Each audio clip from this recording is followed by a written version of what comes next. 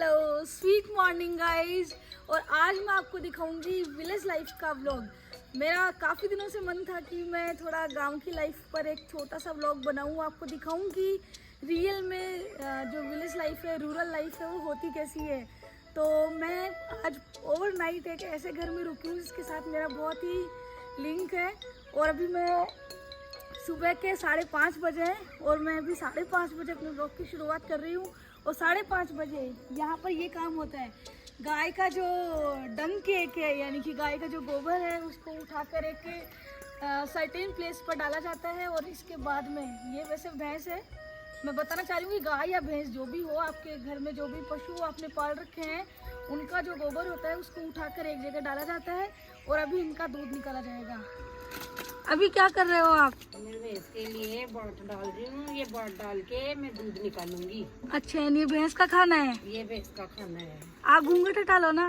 नहीं, ठीक है, तो ये भैंस का खाना है। पहले भैंस खाना खाएगी, इसके बाद में दूध देगी। ये खाते खाते ही देगी। अच्छा, खाते खाते ही देगी। हाँ। वाह, गजब सिस्टम है।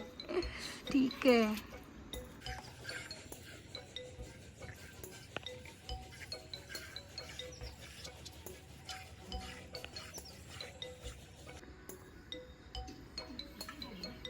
ये है चारा काटने की मशीन, जिसको हमारे लोकल लैंग्वेज में बोलते हैं कुट्टी काटने की मशीन। यानी कि गाय भैंस या पशुओं के लिए जो भी चारा है वो इसी मशीन पर काटा जाता है। इधर इसके बैक साइड से इसमें कोई भी मतलब घास, रंजिका, जो कि इनका पशुओं का चारा होता है उसको रंजिका बोला जाता है। तो पीछे की साइड से इनपुट दिया जाता है, मतलब कि रंजिके का, और फिर आगे की साइड में इसको ऐसे रोल करके और घुमाया जाता है।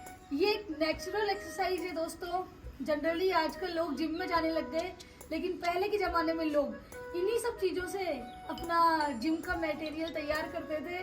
तो ऐसी ही कई चीज़ें मैं आपको और दिखाऊंगी। चारा छाड़ूंगी। दूध निकाल लिया? हाँ। अब क्या करोगे? अब मैं गोबर फेंक के आऊंगी, फिर भैंस के लिए चारा छाड़ूंगी।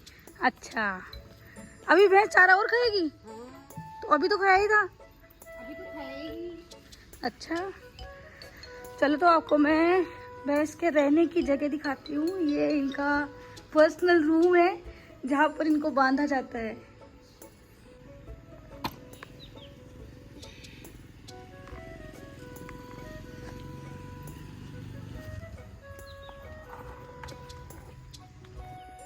ये अगली फसल के लिए इस जमीन को तैयार किया गया है। और ज़मीन को तैयार करने के बाद में आप सभी लोगों को पता होगा कि इसमें खाद का रिक्वायरमेंट होता है। तो वहाँ से गोबर लाकर और यहाँ जगह जगह डाला जाएगा ताकि ज़मीन में नेचुरल खाद तैयार हो सके।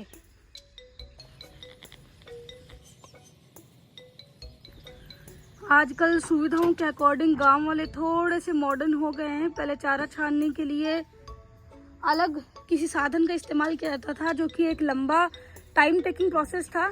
लेकिन अभी चारा छानने के लिए ये वाली मशीन काम में ली जाती है। और अभी ये चारा छानेंगे और ये चारा लेकर जाएंगे अपने पशुओं के लिए। इसमें भी वही उसी चारे काटने वाली मशीन जैसा सिस्टम है कि एक तरफ से चारा डाला जाता है और दूसरी तरफ से ये चारा निकाला जाता है। और गांव में एक सेपरेट रूम होता है इनफैक्ट चारे के लिए। तो आप देख सकते हैं कि ये चारे वाला गांव में एक कमरा है, मतलब जहाँ शहर में रहने के भी चांसेस नहीं रहते कि रहे कहाँ, वहाँ गांव में एक सेपरेट रूम चारे के लिए होना एक बहुत ही बड़ी बात है। और ये सामने देख पा रहे हैं आप गांव के पुराने कमरे, जहाँ पर दोनों साइड में ही चूल्हा रखा हुआ है। और अभी भैंस का दूध निकालने के बाद में टाइम हो चला है इन बकरियों के लिए भी। तो अभी इन बकरियों की भी वही सेम आवभगत की जाएगी। जानते हैं क्या है, ये पहले के ज़माने में गाँव में बनाए जाते थे और जनरली ये आपको उन सब घरों में मिल जाएगा जहाँ पर थोड़ी बहुत खेती बाड़ी होती है और जहाँ पर पशुपालन होता है। और इसको बोलते हैं हमारी भाषा में हौद। वैसे भी इसको हौद ही बोला जाता है आई थिंक हिंदी में भी। और ये एक सिलेंड्रिकल शेप में बना हुआ है जिसमें पानी का स्टोर करके रखा जाता है। और जो इसका लिंकअप है, एक पाइप जा रहा है, आप देख सकते हैं उधर की तरफ एक बोरिंग किया हुआ है। और इस बोरिंग का जो इलेक्ट्रिसिटी सिस्टम है वो यहाँ पर दे रखा है इस वाले कमरे में। ये जो कमरा है यहाँ पर इस बोरिंग का इलेक्ट्रिक सिस्टम दे रखा है, यानी कि इसको स्विच ऑन ऑफ करने का काम इधर से रहेगा। आपको एक और हौद दिखाती हूँ जो सिलेंड्रिकल शेप में नहीं है।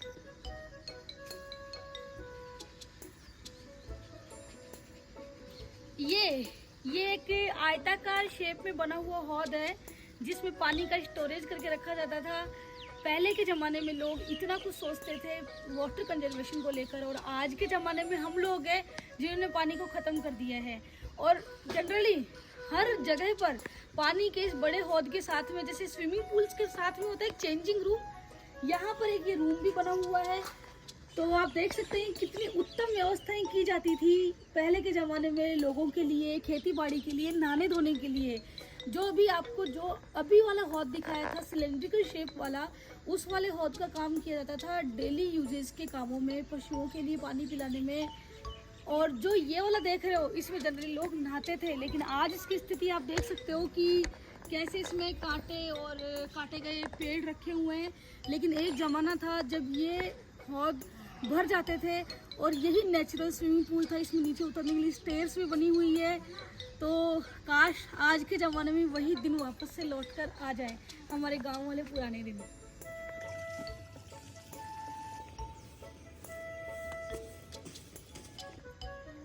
ये आप पीछे एक छोटा सा मंदिर देख पा रहे हो। ये जो मंदिर है वो जनरली ये भी जिस प्रकार से मैंने आपको अभी हौद ही दिखाए थे, गांव के आपको हर उस घर में मिल जाएंगे जहाँ पर खेत होते हैं। क्योंकि ये जो मंदिर है इसको मंदिर नहीं बोला जाता है, इसमें जो देवता की मूर्ति प्रतिष्ठापित है वो या तो हनुमान जी की होती है या फिर भैरू जी और भोमिया जी जो कि लोकल देवता है, यानी कि लोक देवता है, उनकी होती है। तो इनको बोला जाता है क्षेत्रपाल। चाहे कोई से भी देवता हो, इनको क्षेत्रपाल बोला जाता है। और इसका अपभ्रंश होकर बोला जाता है खेत्रपाल, यानी कि खेत की रक्षा करने वाले देवता। तो ये भी कितनी यूनिक और कितनी ही ब्यूटीफुल चीज़ है कि आपको खेतों की रक्षा करने वाले देवता गाँव में मिलेंगे ताकि फसल अच्छी हो और हम शहर के लोगों को वो जो अनाज मिलता है वो बहुत अच्छा मिल सके।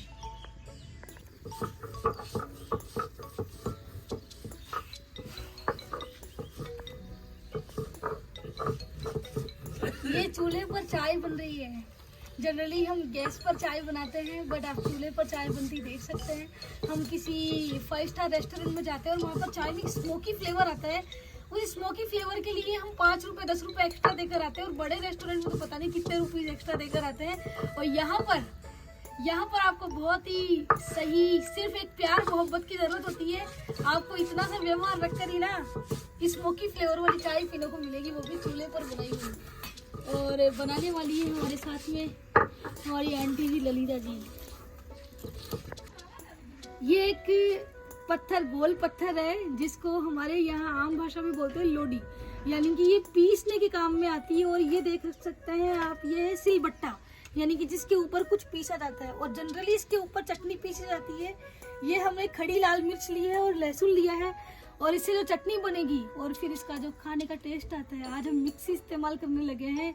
मिक्सी में उसके पूरे न्यूट्रिएंट्स और पूरे कण मर जाते हैं और वो टेस्ट भी नहीं आ पाता है। तो दोस्तों ये इस्तेमाल करो, ये भी नेचुरल जिम का ही एक टाइप है। छाछ बनाई जा रही है और इसको क्या बोलते हैं? रई बोलते हैं। और ये जो जिस बर्तन में बनाई जा रही है जिसको जामनी ही बोलते हैं और डेगची बोलते हैं।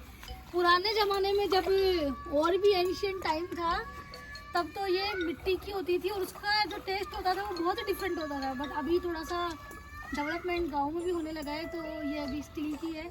और आज के ज़माने में जब मशीनों से छाछ बनाई जाती है, ये चीज़ होना गांव में आज भी हमारी ग्रामीण संस्कृति को जीवित रखता है। एंड इसके लिए इनको एक हैट्स ऑफ है, एक सैल्यूट है।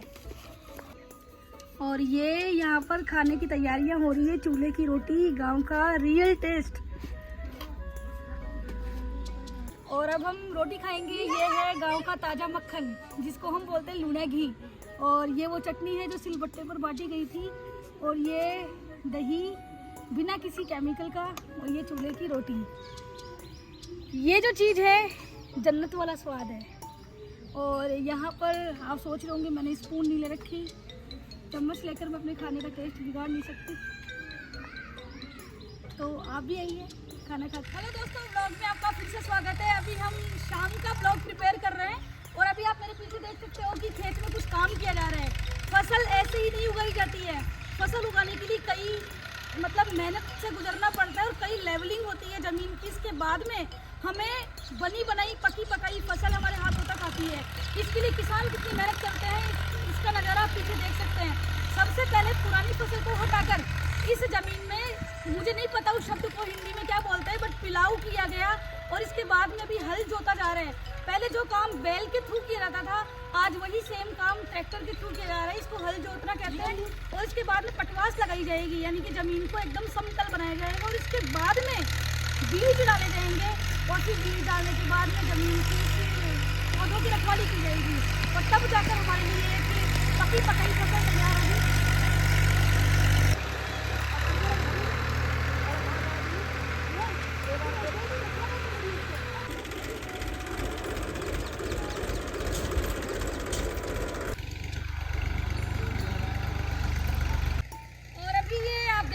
पटवास लगने का काम शुरू हो चुका है। पटवास का मतलब होता है जमीन को लेवल करना, यानी कि एकदम समतल करना। और आप पीछे उस किसान फैमिली को देख सकते हो कि उस पटवास के ऊपर पूरा का पूरा परिवार है, ताकि वो जो लकड़ी का एक क्या बोल सकते हैं उसको, पटवास है, वो नीचे जमीन में दब सके और जमीन का लेवलिंग सही प्रकार से हो सके। तो दोस्तों, इतनी मेहनत की जाती है। हम जब थाली के अंदर झूठा अन्न छोड़ देते हैं, उस अन्न को छोड़ने से पहले एक बार किसान की उस मेहनत को याद जरूर कर लीजिएगा, जो कि वो हमारे लिए कर रहा है। और फिर भी उसको बदले में क्या मिलता है, एक मिनिमम सपोर्ट प्राइस पर वो हमारे लिए काम करता है और इतनी मेहनत करता है।